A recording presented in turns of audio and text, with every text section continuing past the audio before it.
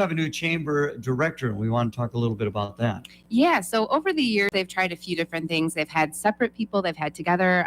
When I came in, I was the first full-time director of the economic development side of things. And so we hired a part-time person to work on the chamber. We've put them together, we've pulled them apart, and so they're sort of back apart again, but we share an office. So Faith Rumfelt joined our staff last month. She is a native Morrisonite coming back to the area and will be sort of filling that part-time director role.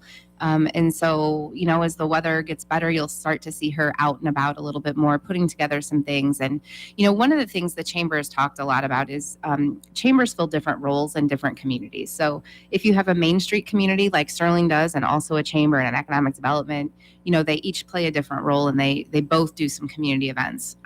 In Morrison, typically that community event arm has been the chamber. Now they're trying to figure out where is their role in terms of advocacy and just sheer business promotion.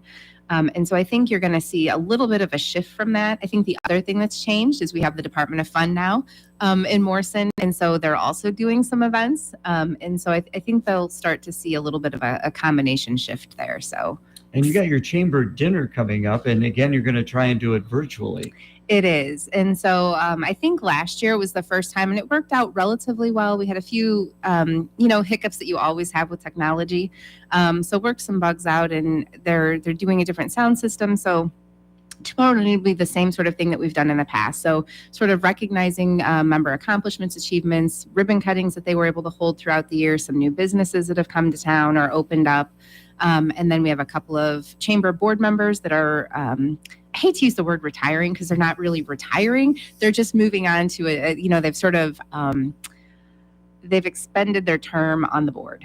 So we've got some new people that we will seat on the board. And then at the end of the night, we will honor our Citizen of the Year. And it'll all be live on Facebook. It's always interesting when you do have that changeover, and you're going to have a core group of people, but then there's always that changeover and different ideas, though, I guess.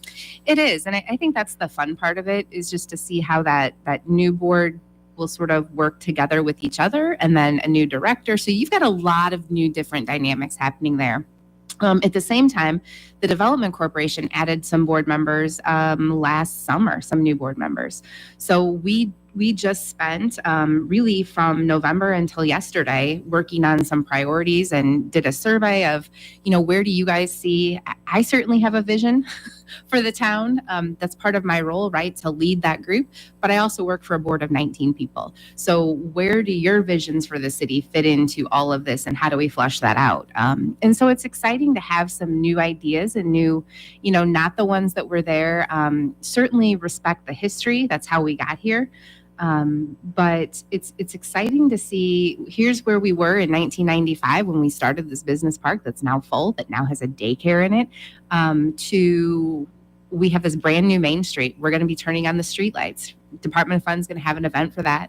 And where do we go from here? We'll now have fiber to every building in our downtown, which most downtowns do not have right now. So how does that translate to filling our vacant buildings? So that's sort of where our focus is going to shift next. So kind of exciting. Seems like you have accomplished quite a bit. We have. And I think, if you sit there and you think about really, I challenged the board yesterday with quick wins. Like, it's hard. A lot of people don't think about the Development Corporation. It's not a fun, easy name to remember. And we don't do events, right? We're kind of that behind the scenes pusher.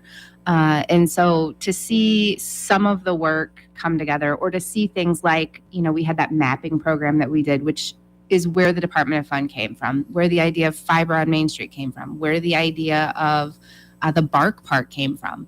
So the Department of Fund is doing events. The fiber is in. The Bark Park is very close. Monday night, they'll be going to City Council, hopefully asking for the last little bit. So it's us looking at those opportunities and saying, as a development group, that's a huge community need. You can see all of the other communities around us that have sort of this community amenity. So now where do we go from here? Can we help push that over the finish line? And so I think that's where we're starting to see a little more momentum, and really left me kind of excited yesterday in hearing some board members say, the this is right. This is the opportunity. We can leverage partnerships. We can help complete things. And that's the exciting thing. They're starting to get this whole thing of community-led initiative. Again, visiting with Kim of the Morrison Area Development Corporation. I didn't realize you had such a large board, 19 members. That seems like quite a few. You know, when I left Sterling, I had 15 board members over there. And when I got to Morrison, I inherited 34.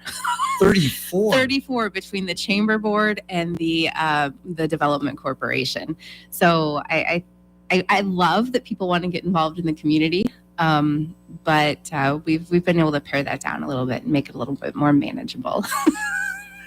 You know, looking back at what the corporation has done, I think patience has to play such a key role because things don't happen overnight. It is a process to get these things going. It is. And you know, when we started, so I mentioned I came off maternity leave in January of 2015.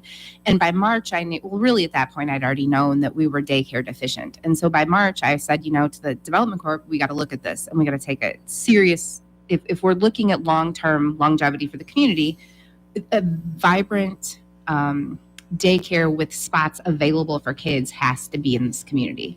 And so that opened last spring. So what is that, 6 years? It took from, you know, hey guys, we have this issue to, oh my gosh, somebody's going to help us get this done. And again, that was another community partnership. We donated the land, a company that saw issues with childcare for their employees built the building, and then they leased it out. So, you know, those are the types of innovative things I think we've been able to pull off that other small communities our size have not. And again, it's to some of the leadership in the community, and you're right, patience is a big part of it, but it's also that board sort of blindly trusting me a little bit to say, I really think this is where we need to go. The same with the loft, the same with some of the other things that we've been able to do. And this is just the next step. We've got to get this dog park done. It's a minimal investment. Let's help if we can leverage this and get it done. And then the next, I think, is going to be looking at vacant properties along that Main Street corridor and vacant housing. How can we help them there? What incentives can we provide to bring people and excite people to be in business? And just this morning, a board member sent me a clip from the Sterling paper that said Morrison was the #1 best downtown or favorite small town. So, you know, I think that's something we've got to leverage a little bit, and we're making progress. But patience is 100% for sure a necessity. And a virtue. It is. And it's funny how you can have it in some instances and, you know, in others, maybe not so much. Got a couple minutes left in the program. Something I want to throw out, of course, Clinton and Morrison both on Highway 30. And of course, a big deal over here in Iowa is trying to get to 4-laning in Iowa. How are things looking on the Illinois side? So I think for us, the 4-laning, a lot of times, part of that discussion, and really there's not much discussion in our town about it, partly because that discussion involved route around the town, right? So in my mind, when those discussions were happening, a lot of it was similar to that Disney movie or Pixar Cars, right? Where, you know, they go out and they're traveling through and it's dusty roads and, oh, this was that town, but there was a bypass that went by it. And so I think that's a concern for a lot of us. I do see the benefit sort of on the Iowa side to connect some of the towns, but that's sort of a big concern I have, a bigger opportunity probably for us.